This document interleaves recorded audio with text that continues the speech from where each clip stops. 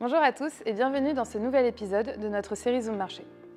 Bien que les incertitudes restent fortes sur les plans économiques, géopolitiques et politiques, les marchés semblent avoir fait fi de tout bruit de fond négatif pour se laisser porter par un vent d'optimisme lié à l'annonce des baisses de taux de la Fed.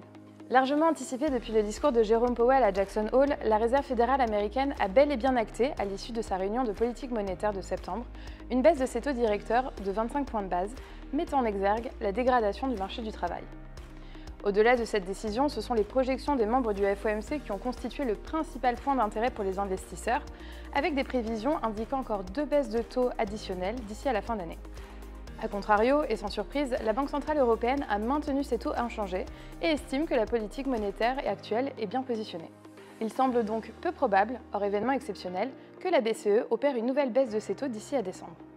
Le volet économique, quant à lui, est bien loin d'être catastrophique. Pour autant, il fait une nouvelle fois état de fortes disparités entre les différentes zones géographiques.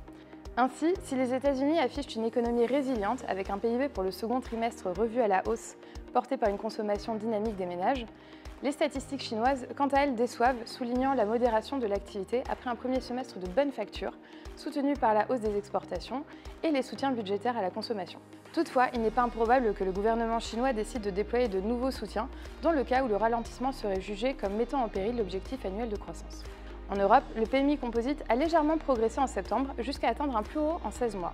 Toutefois, cette publication est à prendre avec des pincettes puisqu'elle est entièrement imputable aux services en Allemagne, qui ressortent en hausse. Tous les autres indicateurs rapportent quant à eux une dégradation de l'activité. Sur le plan géopolitique, les mois se suivent et se ressemblent.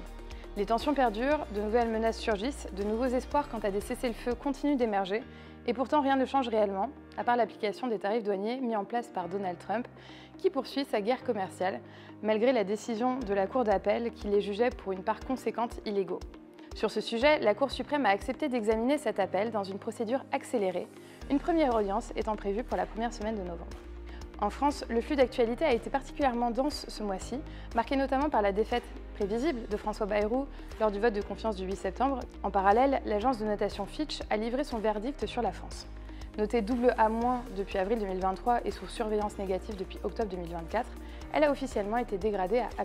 Fitch a motivé sa décision par l'instabilité politique persistante depuis la dissolution de l'Assemblée nationale l'an dernier, ainsi que par le blocage institutionnel qu'elle juge susceptible de se prolonger. À cela s'ajoute la faible probabilité de ramener le déficit sous le seuil des 3% d'ici 2029. L'anticipation de la reprise du cycle de baisse des taux de la Fed a permis de soutenir les marchés actions, notamment américains, le S&P 500 et le Nasdaq ayant de nouveau touché des points historiques au cours du mois. Les marchés européens, quant à eux, ont évolué autour des 3%, mais ce sont les marchés émergents qui ont réalisé les plus belles performances. Le MSCI Emerging Markets gagnant près de 6,5%, principalement tiré par le marché chinois et par la très belle performance d'Alibaba qui a gagné 32% sur le mois.